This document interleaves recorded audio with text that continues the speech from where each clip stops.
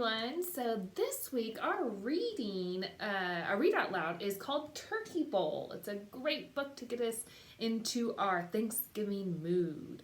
So as we read the story, we are going to be focusing on summarizing. So let's review what summarizing is and how we can use our somebody wanted but so then strategy to help us summarize. All right, so summarizing is our reading focus this week, and let's just recall what summarizing is because we have been practicing this throughout since the beginning of the school year. I think we've done it at least 3 or 4 times. So a summary is a shortened version of the story, and that will include only important details in major events, okay? So not the small details, but the really important details in the story or a major event that happens in the story. And that's what you really want to focus on when you summarize a story. So they give us a little example here, Red Riding Hood example, on how to use our somebody wanted but so then strategy. So their example is Little Red Riding Hood's mother wanted her to take food to her sick grandmother. She warns her to stay on the path and goes straight to her grandmother's house. The little girl is tricked into telling the wolf where the grandmother lives. The wolf then rushes ahead. He eats her grandmother and plans to do the same to Little Red Riding Hood when a woodsman comes to her rescue. They manage to fight off the wolf and live happily ever after. So it's a shortened version of the story, but really just focusing on the important events of the story, not the little details in the story, okay? So that's going to be your guys' job today, is to be summarizing Turkey Bowl. And let's just recall what somebody wanted but so then is. Somebody is, that's a pretty easy one to remember. That's who's in the story. Okay, who's the main characters in the story? Wanted, what did they want?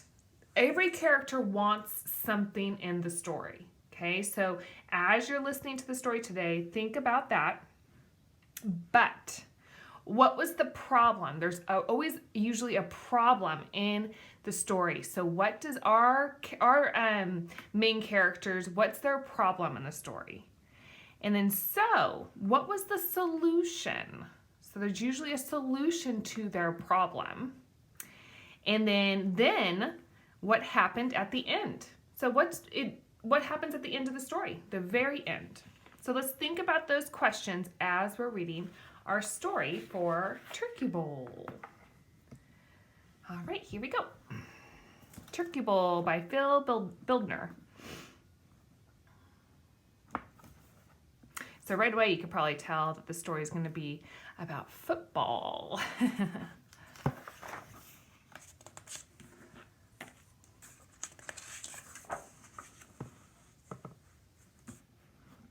Got a little glare here, so I'm going to try to go down. There we go. Okay. The first Thanksgiving Ethan could remember when he was just a little boy, little boy, and certainly not big enough and old enough to play in the annual family turkey bowl. The weather was so frigid they called the turkey bowl the ice bowl. Aunt Yvonne wore so many layers she could barely lift her arms and legs, while Cousin Corey's hair and beard froze like stalactites, frozen stalactites. Ethan, his best friend, Alex, and all the kids from the block shivered and shouted from the first snap to the final score. So one word that you guys might not know what it is stalactites. And I have a quick picture here to show you what it is. So this is a stalactite. And you see it's this formation of these long formations. Usually you'll see them in caves or maybe on houses. If you go to the snow, you'll see them coming down the houses. So they're long formations.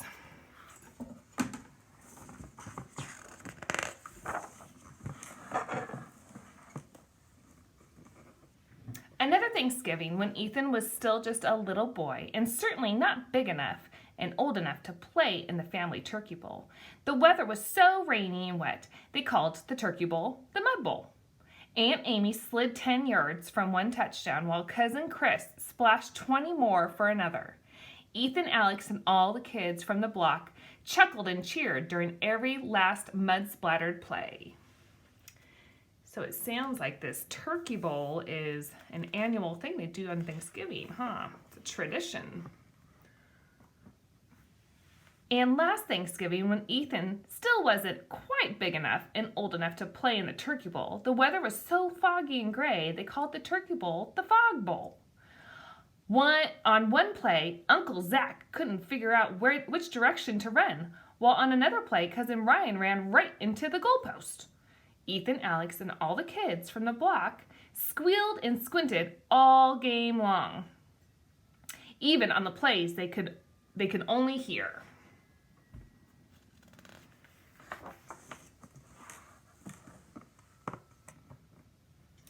But this year, when those first familiar scents of mashed potatoes, candy yams, and macaroni and cheese wafted up the stairs and woke Ethan, he realized the turkey bowl was a whole new ball game.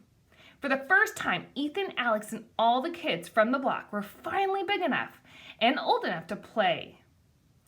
It's here, he declared, slipping into his favorite football jersey and pants. See ya, sidelines, it's Ethan time. Oops, sounds like he's pretty excited. Bursting from his bedroom, Ethan scampered down the stairs and stormed into the kitchen. Are you ready for some football?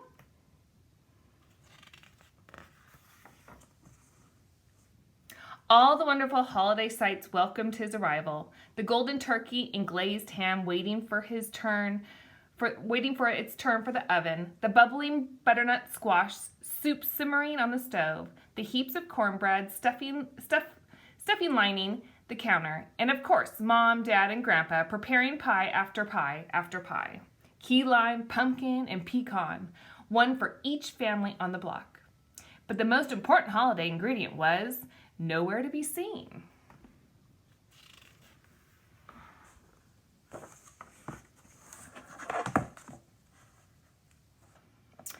Hey, where is everybody? Ethan asked.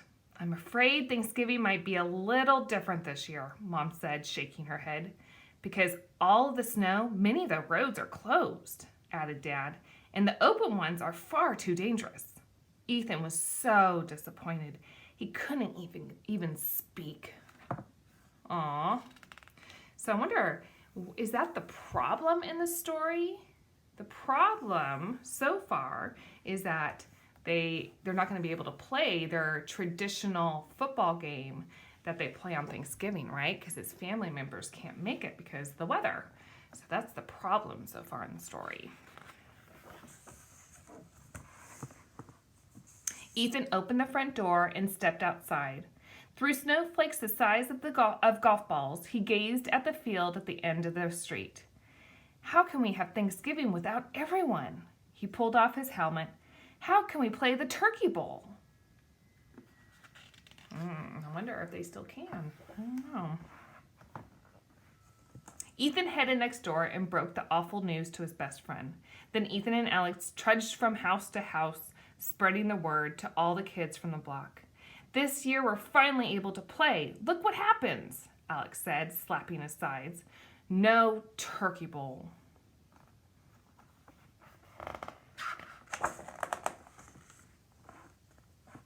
Ethan, Alex, and all the kids from the block sat atop the bleachers and stared gloomily at the empty, snow-covered schoolyard.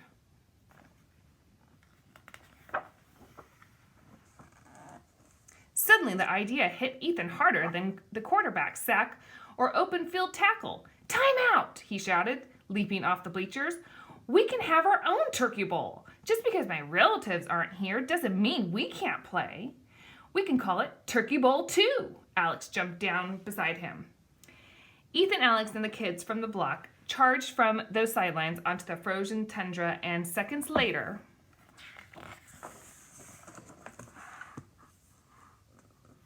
Ethan plowed through a pile for the game's first touchdown. Alex darted through a drift for the game's first interception. Oh, so have they found a solution for their problem? Yeah, they have, right? They decided they're going to do it anyways. Even they're still going to play the game even though his relatives aren't here or aren't there.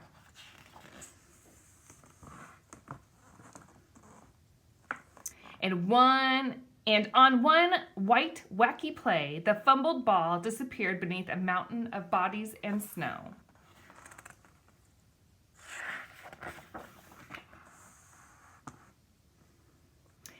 All afternoon, Ethan, Alex, and all the kids from the block dove for passes and lunged for tackles.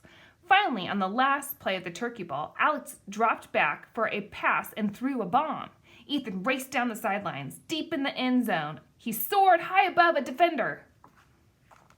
Oh, I wonder if he's going to catch it. Oh, it looks like he did. Touchdown! Touchdown! Ethan could hardly believe his ears and eyes. Not only had the ball landed in his hands, but Aunt Amy, Cousin Chris, and everyone else was there to see it too. Ah, they made it. So his family made it. Well, here's the end of the story. Everyone made it. Ethan exclaimed at the family feast. Of course we made it, his relatives replied. We could never miss Thanksgiving and Turkey Bowl, too.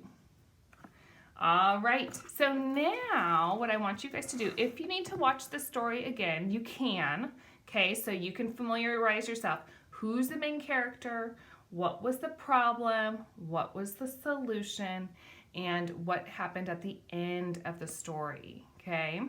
So, and then you're gonna go into your Seesaw assignment and you will be typing your answers in, but I want you to make sure you use complete sentences, okay? So for instance, the